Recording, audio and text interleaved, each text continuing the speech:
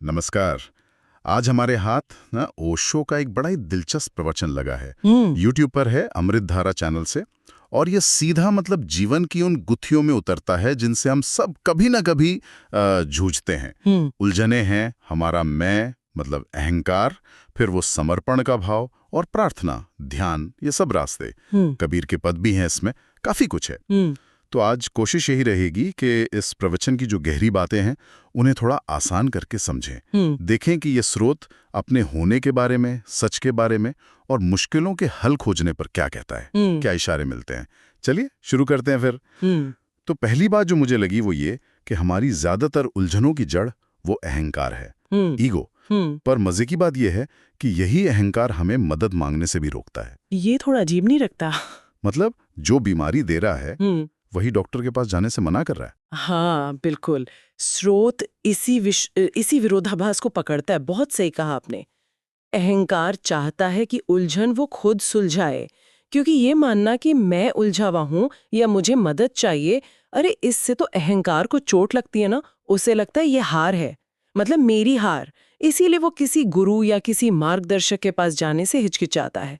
और यही यही सबसे बड़ी मुश्किल है। उलझन पैदा ही अहंकार से हो रही है और अहंकार ही उसे सुलझाने बैठा है।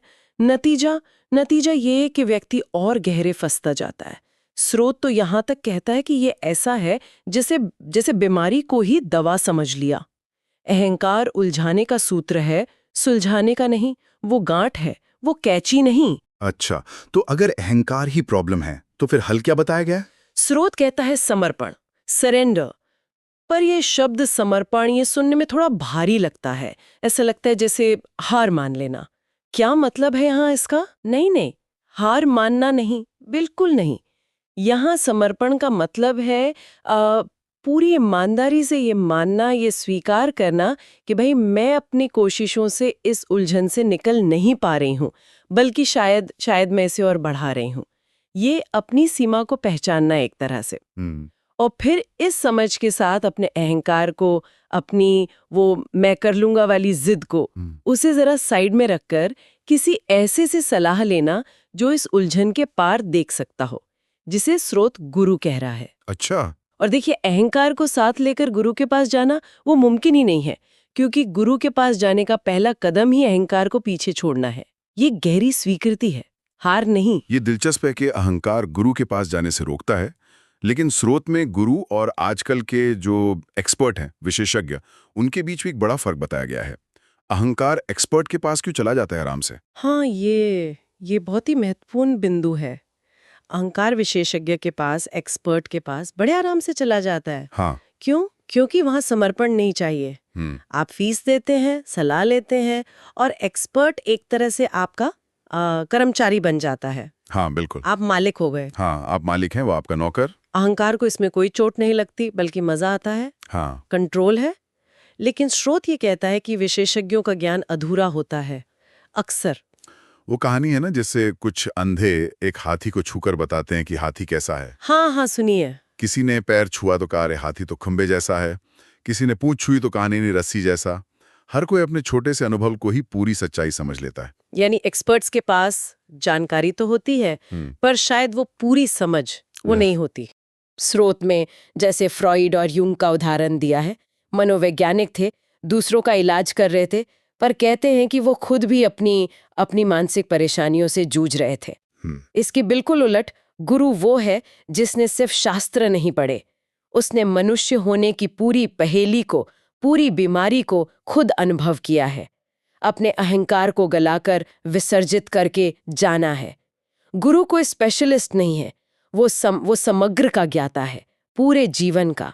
लेकिन हाँ, उसके पास जाने की कीमत है, और वो कीमत है अहंकार का पूरा विसर्जन, समर्पण। बिना समर्पण के गुरु मिल भी जाए तो शायद पहचान में ही ना आए। ठीक है, तो एक रास्ता हुआ गुरु के माध्यम से समर्पण, लेकिन स्रोत कबीर के एक पद का भी जिक्र करता है, झगड़ा एक निबेरहु राम। ये तो ऐसा लग रहा है जैसे कबीर सीधे, बिल्कुल सीधे परमात्मा से ही अपनी उलझन कह रहे हैं, बिना किसी बीच वाले के। इस सीधे संवाद का क्या महत्व है? हाँ, ये समर्पण की पराकाष्ठा है, परम अवस्था कह सकते हैं इसको। देखिए, ज्यादातर लोग तो पहले इसी झगड़े में पड़े रहते हैं कि भाई राम है भी या नहीं, परमात्मा है या बस कल्पना है। ये शक ही सबसे बड़ा पर्दा है। जब ये सारे शक गिर जाते हैं और ये बात दिल में उतर जाती है कि हाँ, वो परम सत्ता है, तभी, केवल तभी कोई अपनी सबसे गहरी, सबसे निजी उलझन उसके सामने खोल कर रख सकता है। और स्रोत की सबसे खूबसूरत बात यह कि कबीर जैसे भक्त के लिए उस परम सत्ता के सामने अपनी उलझन को रख देना, बस रख देना ही समाधान है। मतलब परमात्मा कोई जवाब नहीं देता, फिर उलझन सुलझती कैसे? ये थोड़ा नहीं, वैसे- परमात्मा को जवाब देने की जरूरत ही नहीं पड़ती। उलझन इसीलिए उलझन है क्योंकि हमने उसे पकड़ रखा है, छिपा रखा है, गांठ बांध रखी है अंदर। जैसे ही हम उसे पूरी तरह खोलकर, बिना किसी लाग लपेट के उस परम साक्षी के सामने रख देते हैं, तो उसी खोलने की प्रक्रिया में, उसी स्वीकार और समर्पण के पल में वो गांठ अपने आप खुल जाती है। अच्छा, प्रश्न को पूरी तरह समझ लेना और उसे जस का तस पूरी नग्नता में प्रस्तुत कर देना, वही उत्तर बन जाता है। जैसे किसी ने पोटली में कुछ गड़बड़ चीजें छुपा रखी हों और वो बस पोटली खोलकर दिखा दे। दिखाते ही समझ आ जाता है कि गड़बड़ क्या थी। राम के सामने दिल खोलकर रख देना, बस वही सुलझन है। ये बहुत गहरा है। अच्छा, स्रोत में दो और रास्तों की बात भी है, ध्यान, मेडिटेशन और प्रार्थना, प्रेयर। ओशो कहते हैं कि ध्यान ज्ञानी का मार्ग है और प्रार्थना प्रेमी का। इनमें बुनियादी फर्क क्या है, खासकर अहंकार के नजरिए से? हाँ, ये फर्क बहुत बारीक है और महत्वपूर्ण भी। ध्यान का रास्ता तर्क पर, विवेक पर, साक्षी भाव पर जोर देता है ना? इसमें व्यक्ति अपने मन को, अपने विचारों, भावनाओं को तटस्थ होकर देखता है, एक दूरी बनाकर। इस रास्ते पर अहंकार काफी देर तक बना रह सकता है। साधक मैं ध्यान कर रहा हूं, मैं साक्षी हूं, इस भाव को लेकर आगे बढ़ सकता है। अहंकार को बिल्कुल आखिरी में, मतलब परम अवस्था में छलांग लगाते वक्त ही छोड़ना पड़ता है। लेकिन प्रार्थना का रास्ता वो बिल्कुल अलग है। वो प्रेम का है, भक्ति का, भरोसे का मार्ग है। अच्छा, यहाँ अहंकार को पहले ही कदम पर छोड़ना पड़ता है। प्रार्थना का तो मतलब ही है मैं कुछ नहीं, तू ही सब कुछ। इसमें झुकना है, निवेदन करना है, अपने को मिटा देना है। यहाँ अहंकार के लिए कोई जगह ही नहीं है, शुरू से ही नहीं। लेकिन फिर स्रोत ध्यान पर इतना जोर क्यों देता है, खासकर आज के समय में? अगर प्रार्थना ज्यादा सीधी है तो फिर ध्यान की जरूरत क्यों बताई जा रही है? महाअहंकारी सदी है ना? हम सब अपने मैं को बहुत कसकर पकड़े हुए हैं। झुकना, समर्पित होना ये बहुत मुश्किल हो गया है, लगता है कमजोरी है। ध्यान की खूबी ये है कि इसे अहंकार के रहते हुए भी शुरू किया जा सकता है। अच्छा, ये बात है। हाँ, एक तरह की तैयारी है। आप अपने विचारों को देखना शुरू करते हैं, मन की चालों को समझना शुरू करते हैं। ये धीरे धीरे अहंकार की पकड़ को ढीला करता है। स्रोत कहता है कि ध्यान इसलिए महत्वपूर्ण है ताकि व्यक्ति धीरे धीरे उस जगह पहुंच सके जहां प्रार्थना संभव हो सके। जैसे जैसे ध्यान गहरा होता है, व्यक्ति शांत होता है, तो फिर प्रेम और समर्पण का भाव वो जग सकता है। और अंततः तो प्रेम या प्रार्थना ही सार है, वो ही है जो कभी नहीं मरता। कबीर भी तो कहते हैं, राम स्नेही न मरे, कह कबीर समझाए। और वो बालश्याम वाली कहानी भी शायद इसी बात को दिखाती है, जैसे प्रार्थना याद नहीं थी। हाँ बिल्कुल, बालसैम वो तोतला था और उसे प्रार्थनाएं याद नहीं थीं। वो एक यहूदी फकीर था। कहते हैं एक बार उसके गुरु ने उसका दिमाग बिल्कुल साफ कर दिया ताकि पुरानी सारी यादें मिट जाएं। जब उसे होश आया तो उसे कुछ याद नहीं था सिवाय हिब्रू वर्णमाला के, अलिफ बै, बस इतना ही। बस अक्षर? हाँ, बस अक्षर। पर उसने इतने गहरे भाव से, इतनी तन्मयता से उन्हीं अक्षरों को दोहराया जैसे वो परमात्मा को पुकार रहा हो, कि वो अक्षर ही प्रार्थना बन गए। कहते हैं उसकी सारी खोई हुई याददाश्त, सारा ज्ञान सब वापस आ गया। ये कहानी यही दिखाती है कि प्रार्थना शब्दों का खेल नहीं है, वो भाव की गहराई है। प्रेम और समर्पण दिमाग की चीज नहीं है, वो पूरे अस्तित्व से जुड़ा है, उसे कोई छीन नहीं सकता। कमाल है।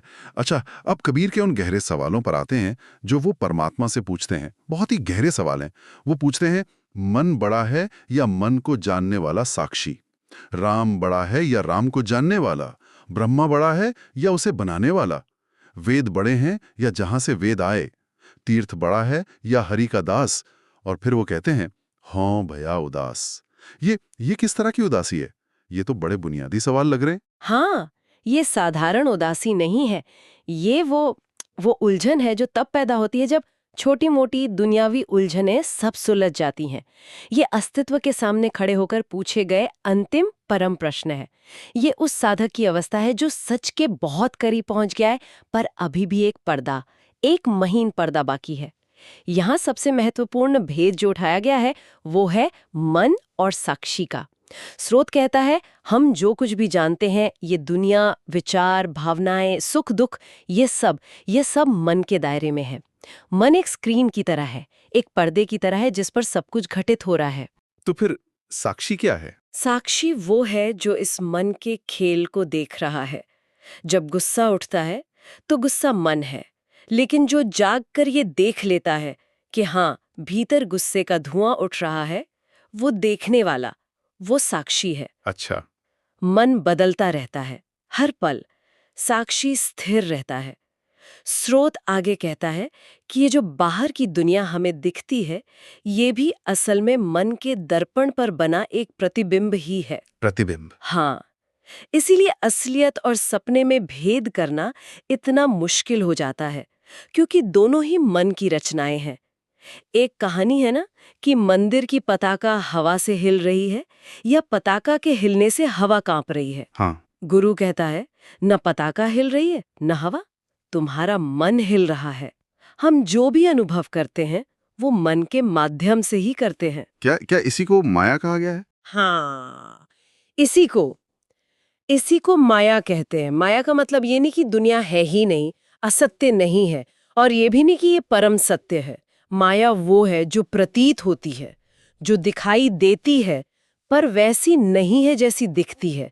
जैसे रेगिस्तान में पानी का दिखना, मरीचिका। स्रोत के अनुसार इस पूरी प्रतीति में, इस दिखने वाले संसार में एक ही चीज निश्चित है जिसका हम इनकार कर ही नहीं सकते, वो है मैं हूं का भाव, मेरा होना।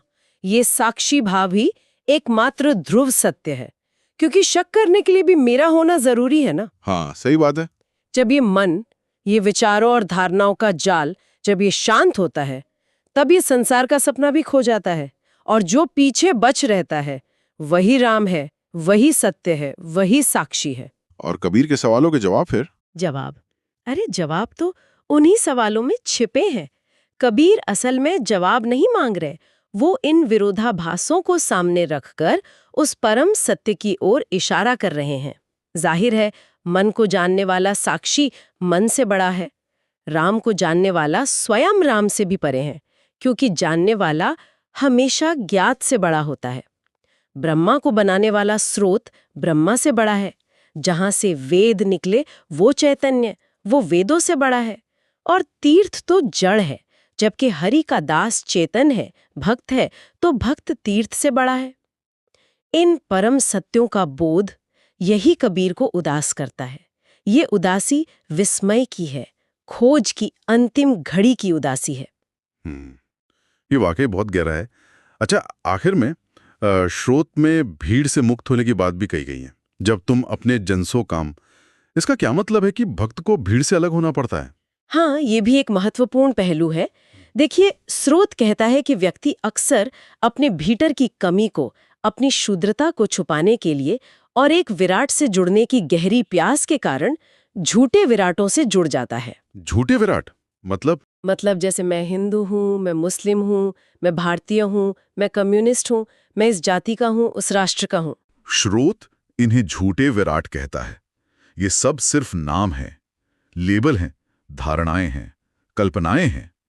ये हमें सुरक्षा का एक झूठा एहसास देते हैं। तो फिर सच्चा विराट क्या है? स्रोत के अनुसार यथार्थ या तो व्यक्ति का है, एक अकेले अद्वितीय इंडिविजुअल का, या फिर समष्टि का, उस परम पूर्ण का, जिसे परमात्मा कहो या अस्तित्व।